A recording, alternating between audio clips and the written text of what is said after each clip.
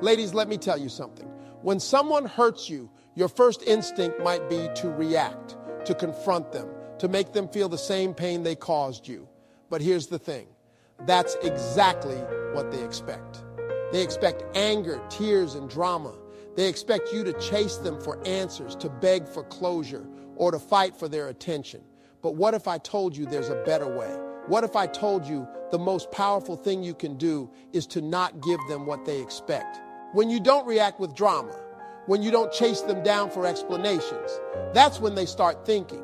Silence is powerful. It forces them to sit with their own thoughts, to face the weight of their actions. They don't get to dismiss you as emotional or overreacting when you refuse to play into the stereotype. A lot of people move through life thinking they can hurt you and just keep going because they assume you'll come back. They expect you to argue, to fight for them, to do everything but walk away. But when you don't, when you go silent, when you remove yourself from the situation, they're left alone with the consequences of their actions. That's when regret starts creeping in. That's when they realize you're not like the rest. When someone knows they hurt you, but you don't give them the satisfaction of seeing your pain, it messes with them. Why? Because silence takes away their ability to move on quickly. It forces them to question themselves. And let's be real, ego is a fragile thing. This isn't about playing games, it's about protecting your peace. Too many people spend their energy fighting for someone who already showed them they don't value them. Stop explaining yourself to someone who wasn't listening in the first place. When they realize they no longer have control over your emotions, when they see their actions didn't break you the way they thought they would, that's when they start feeling the loss. The second way to truly confuse someone who hurt you is to level up. They expect you to be sad, stuck in the past, checking their social media, waiting for them to come back.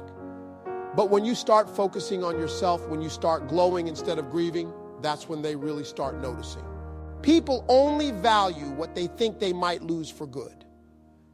If they think you're waiting around, they'll take their time. If they think you're suffering without them, they'll feel like they still have a hold on you. But the moment they see you moving on, improving, becoming stronger, happier, and more confident, that's when they start feeling the weight of their mistake. There's nothing more powerful than someone who chooses themselves. When you start investing in your happiness, when you start looking better, feeling better, and living better, it shakes them up. Now they have to wonder, was I really as important as I thought I was?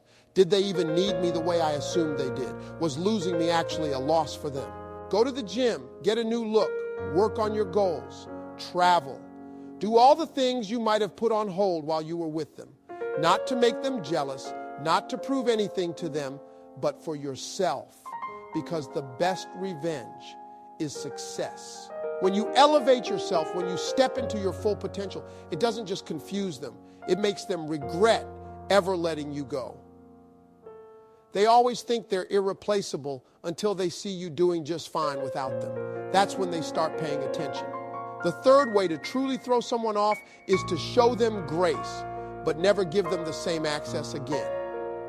Forgiveness isn't about giving someone another chance. It's about freeing yourself from the anger, resentment, and pain.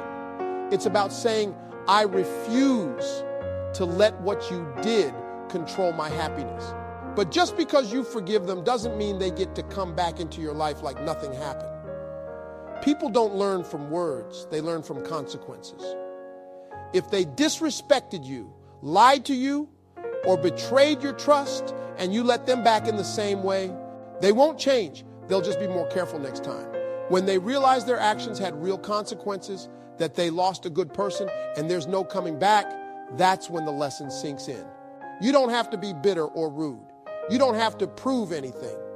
Just remove them from the position they once held in your life. Let them see that they can't treat you any way they want and still have access to you. Let them see that the door they walked out of is now locked. Letting go isn't weakness, it's strength. It's knowing your worth and refusing to settle for less than you deserve.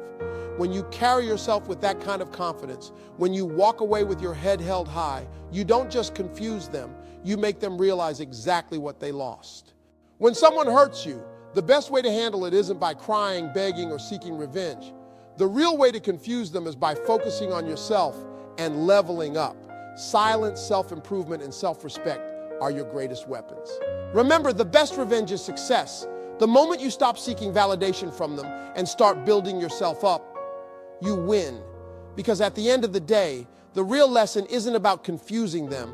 It's about elevating yourself to a place where their actions no longer affect you.